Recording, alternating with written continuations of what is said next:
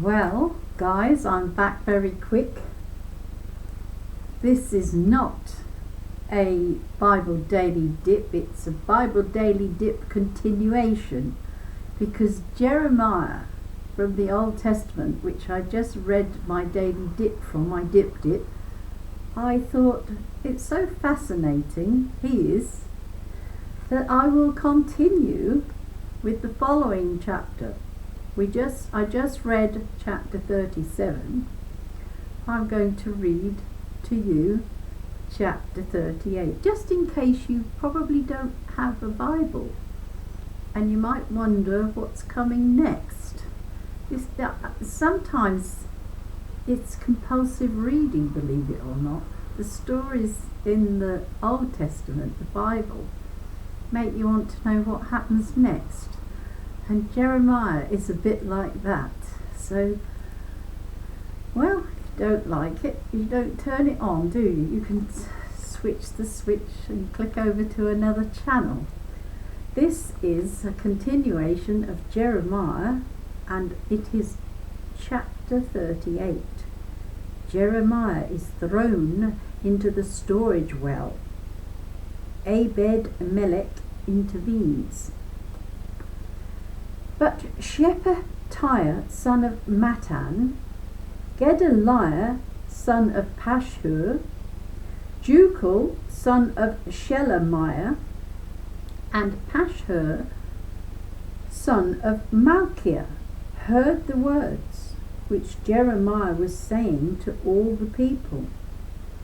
Yahweh says this: anyone who stays in this city will die by the sword, famine, or plague, but anyone who leaves it and surrenders to the Chaldeans will live.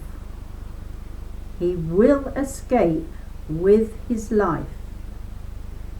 Yahweh says this: this city will certainly be handed over to the army of the king of Babylon, and he will capture it.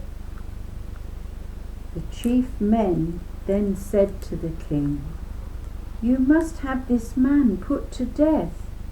He is unquestionably disheartening the remaining soldiers in the city, and all the people too, by talking like this.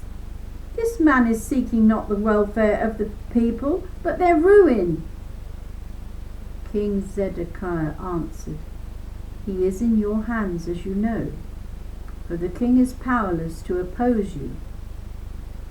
So they took Jeremiah and put him into the storage well of the king's son Malchiah in the court of the guard, letting him down with ropes. There was no water in the storage well, only mud, and into the mud Jeremiah sank. But Ebed-Melech the Cushite, a eunuch attached to the palace, heard that Jeremiah had been put into the storage well. As the king was sitting in the Benjamin gate, Ebed-Melech came out from the palace and spoke to the king. My lord king, he said, these men have done a wicked thing by treating the prophet Jeremiah like this. They have thrown him into the storage well. He will starve to death there, since there is no more food in the city. At this the king gave Ebed-Melech the Cushite the following order: take 30 men with you from here and pull the prophet Jeremiah out of the storage well before he dies. Ebed-Melech took the men with him and went into the palace to the treasury wardrobe. Out of it he took some torn, worn-out rags, which he lowered on ropes to Jeremiah in the storage well. Ebed-Melech the Cushite then said to Jeremiah, These torn, worn-out rags are for you to put under your armpits to pad the ropes." Jeremiah did this. Then they hauled Jeremiah up with the ropes and pulled him out of the storage well. And Jeremiah stayed in the court of the guard. The last conversation between Jeremiah and Zedekiah. King Zedekiah had the prophet Jeremiah summoned to him at the third entrance to the temple of Yahweh. "I want to ask you for a word," the king said to Jeremiah. "Keep nothing back from me." Jeremiah answered Zedekiah, "If I do proclaim it to you, are you not sure to have me put to death? And if I give you advice, you will not listen to me." King Zedekiah then secretly swore this oath to Jeremiah: "As Yahweh lives, giver of this life of ours, I will have you neither put to death nor handed over to these men who are determined to kill you."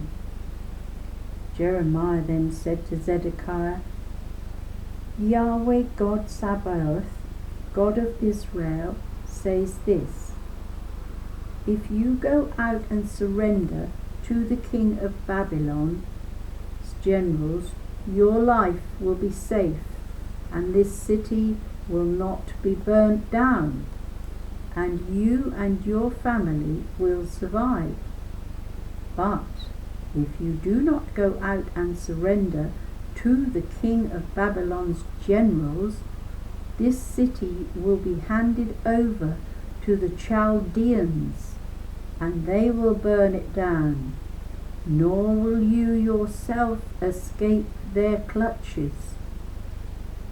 King Zedekiah then said to Jeremiah, "I am afraid of the Judeans who have already gone over the Chaldeans. I might be handed over to them, and they would ill-treat me." "You will not be handed over to them," Jeremiah replied. "Please listen to Yahweh's voice as I have relayed it to you, and then all will go well with you and your life will be safe. But if you refuse to surrender, this is what Yahweh has shown me. The sight of all the women left in the king of Judah's palace being led off to the king of Babylon's generals and saying, 'They have misled you. They have triumphed over you, those friends of yours. Your feet have sunk in the mud. They are up and away.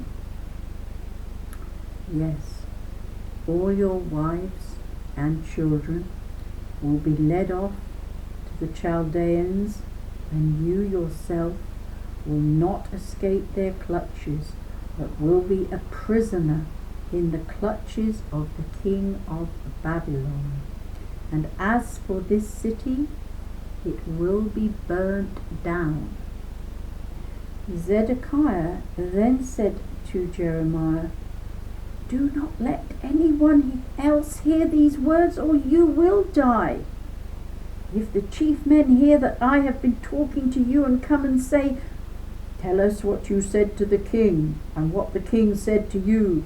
Keep nothing back from us, or we shall put you to death,' you must reply, 'I presented this request to the king, that he would not have me sent back to Jonathan's house to die.' And in fact, all the chief men came to Jeremiah and questioned him. He told them exactly what the king had ordered him to say. They then left him in peace, since the conversation had not been overheard. And Jeremiah stayed in the court of the guard until the day Jerusalem was captured, and he was there when Jeremiah actually was captured. The word of the Lord. Thanks be to God. Well, I don't know about you. I like hearing these stories. So I'll end this here and I'll do a third one. Why not? Because you must want to know what's going to happen next. Well, maybe you're not like me. I always want to know what happens next. And I like to hear the prophets' voices. We still have prophets here now. Different voices, but we have prophets. God always sends prophets. He never stops throughout history. We just need to listen to them, don't we?